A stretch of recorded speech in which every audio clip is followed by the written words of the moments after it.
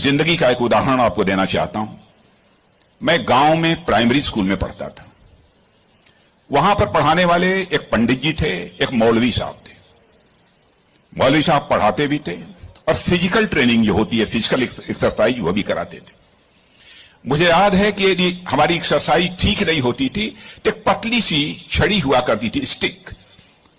वह मौलवी साहब कभी कभी हम लोगों के पैरों पर धीरे से मारते थे, प्यार से मारते थे, डराने की कोशिश की, ताकि मैं ठीक तरीके से जो कुछ भी वो पीटी एक्सरसाइज सिखा रहे हैं उसको हम सीख सकें। उसके बाद 38-39 ईयर्स की एज में मैं जब उत्तर प्रदेश का एजुकेशन मिनिस्टर बना तो मैं अपने घर वापस जा रहा था। लंबा गाड़ियों का काफिला था, आप जानते ही हैं, कोई मिनिस्टर बन जाता है तो 1, 2, 4 गाड़ियां नहीं रहती हैं, सैकड़ों गाड़ियां पीछे लग जाती हैं।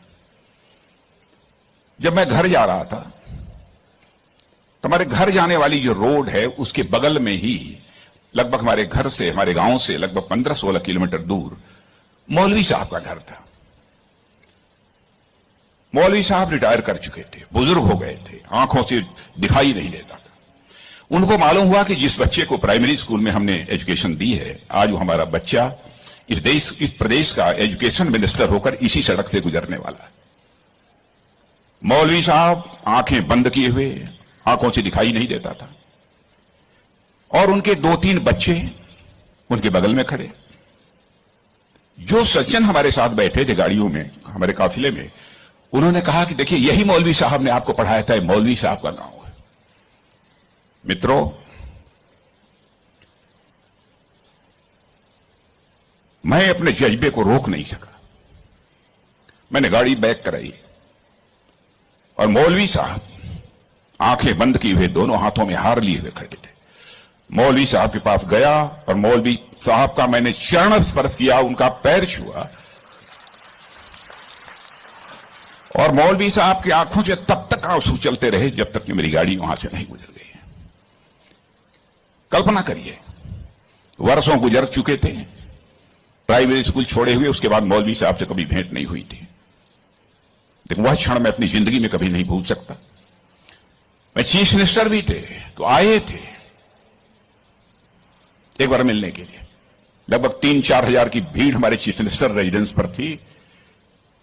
किसी ने बतलाया कि वो सज्जन आए हैं, वो कह रहे हैं कि मैं तुम्हारे सीएम को मैंने पढ़ाया है। मैंने कहा है, कहा वो खड़े हैं, तो मैंने देखा कि मौलवी साहब, उनके बच्चे उनको पकड़ कर लाए।